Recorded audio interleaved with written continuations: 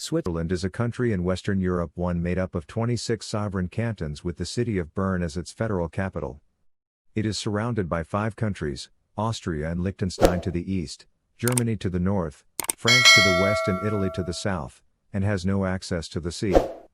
The extreme points of the country are located in the north in Oberbargen, Canton Schaffhausen, in the south in Chiasso, Canton Ticino, in the west in Chancy, Canton Geneva, and in the east in Piz-Chavalach, Canton Graubünden.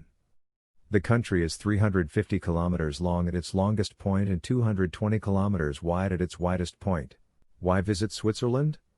In this small country, also called the Swiss Confederation, there are almost as many cantons as there are nations in the European Union. Union of which Switzerland is not a part, as we like to recall its neutrality. Nevertheless, 4 national languages are spoken here, and perhaps even more so during the tourist seasons when the magnificent mountainous landscapes and numerous lakes shape the country. Switzerland is an incredible hydrological source in Europe where the Rhine, the Rhone, and tributaries of the Danube, among others, take their source. Embedded between the Alps, the Jura and the Plateau, the Swiss region is therefore very natural.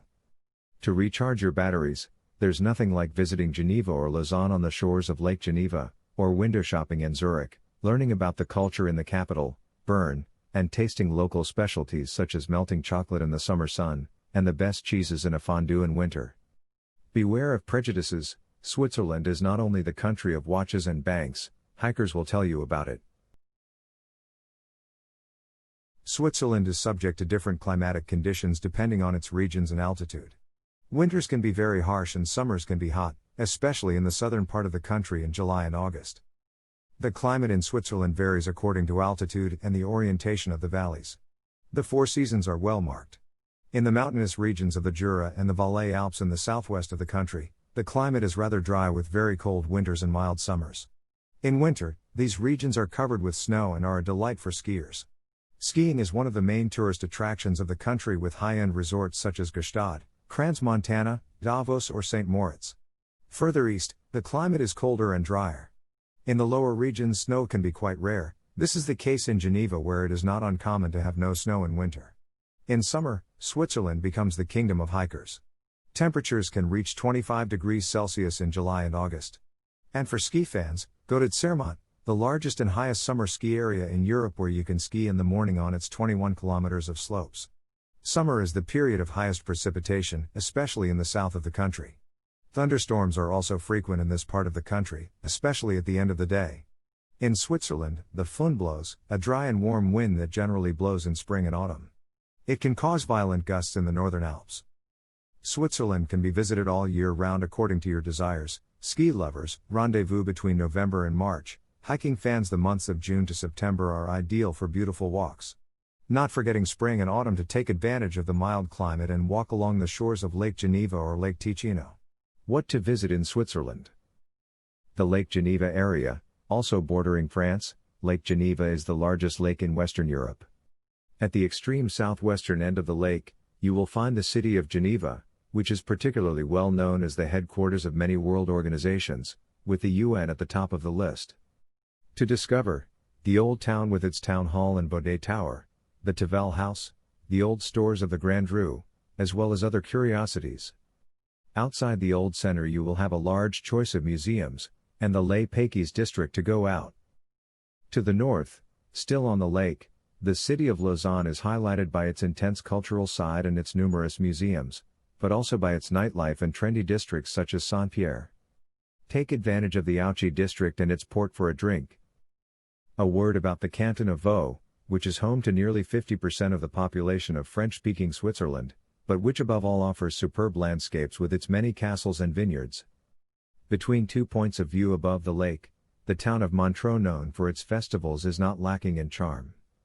Unmissable, the castle of Chillon was the residence of the Counts of Savoy. The best way to admire it is to go there by boat. Bern and its surroundings, the capital sometimes looks like a country village, especially since Bern is pleasantly animated by street artists. It is located on the banks of the Aare River and has a beautiful heritage. Travel 40 to 50 kilometers to wander through the streets of Fribourg with its castles and cheese dairies, or those of Neuchâtel with its thermal baths and lake. Zurich, the place to be in the summer for big concerts and festivals. Zurich is not only a financial center. Although the banks are omnipresent, the city wants to stand out for its marginal culture. The Aussersill district is very fashionable. Basel, a trijunction with France and Germany, Basel, or more commonly Basel, is a very cultural city with no less than 30 museums. You won't have any problem to make yourself understood here since the people of Basel are multilingual. A nice place for a weekend with the old center as a postcard. Locarno and Lugano, the Italian-speaking canton of Ticino, which borders Italy, is made up of a myriad of small villages, of which Lugano, city, has the most souls. As a luxurious seaside resort, it is especially the surroundings of Lugano that deserve recognition. The romantic village of Mercote will please you as much as the little train that will take you to the roof of Monte Generoso, from which you will have a breathtaking view, if the clouds don't interfere. Switzerland is one of the most expensive countries in the world. However, a few tips and tricks can help put the country within the reach of small purses. Switzerland is certainly an island of high prices. The strength of the Swiss franc further inflates prices for foreign tourists, and many of them give up their vacations here. The fact that the country is expensive is indisputable and nothing can be done about it. But the advice and information gathered here can help to avoid a vacation turning into a financial disaster. Choosing the right place and the right season. The best way to avoid spending too much money in Switzerland is to avoid the most popular tourist destinations. The alpine panoramas are undoubtedly impressive, but ski lifts and mountain restaurants have their prices, and an excursion to the Jungfrau region or the Pilatus can quickly add up to several hundred francs if you also include transportation from the airport and meals. There are, however, many other beautiful places in the country that are worth discovering. If you travel in summer rather than winter, the mild weather will allow you to save a lot of money on accommodation and meals. Because, of course, it is not ideal to sleep in the hay or eat outdoors when the mercury drops below 0 degrees. However, if you come to Switzerland for winter sports, choose small resorts rather than the more famous destinations such as St. Moritz, Zermatt or Davos. Transportation. The Swiss Federal Railways, SBB, has developed a special range of tickets for foreign tourists. The external Swiss Travel Pass link is available in several variants that allow you to travel freely throughout Switzerland by train, bus or boat. For example, you can travel freely throughout the country for 3 days for 216 francs. The Swiss half-fare card, Ligne Externe, costs 120 francs for 1 month and allows you to travel at half price by train, bus, boat and most mountain railways. For families, it is also good to know that children under 6 years of age travel for free in Switzerland.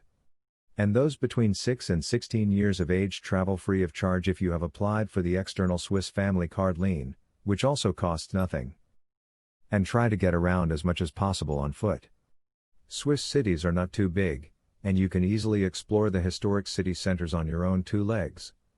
And in some cities, you can rent a bike outdoor link for a small fee or even free of charge. Sleeping. Culinary Switzerland is a real land of plenty that deserves to be explored from one place to another. For in addition to the rare national dishes, there are above all regional specialties on the menu. Swiss cuisine blends influences from German, French and Northern Italian cuisine. But it differs greatly from region to region, with a language determining a kind of division here. Many dishes have nevertheless transcended local borders and are enjoyed throughout Switzerland. These include, for example, cheese fondue. Melted cheese and pieces of bread. Pieces of bread are pricked on a fondue fork and dipped in melted cheese served in a fondue pot. Raclette. Processed cheese served with field potatoes, mushrooms, onions and mustard fruits. Alplermagranen. A kind of gratin made of potatoes, macaroni, cream and onions. An accompaniment not to be forgotten, applesauce. Rösti.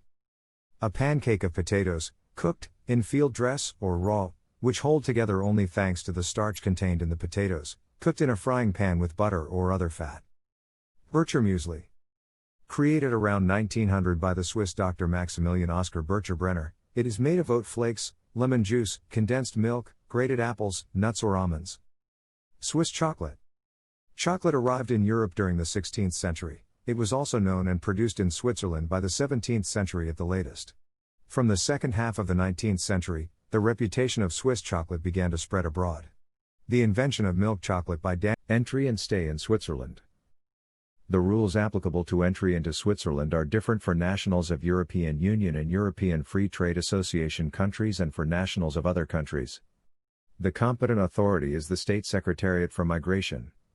Since the entry into force of the Agreement on Switzerland's association with the Schengen and Dublin Agreements, December 12, 2008, Swiss representations abroad may, depending on the length of stay and the purpose of the trip, allow Swiss citizens to enter the country.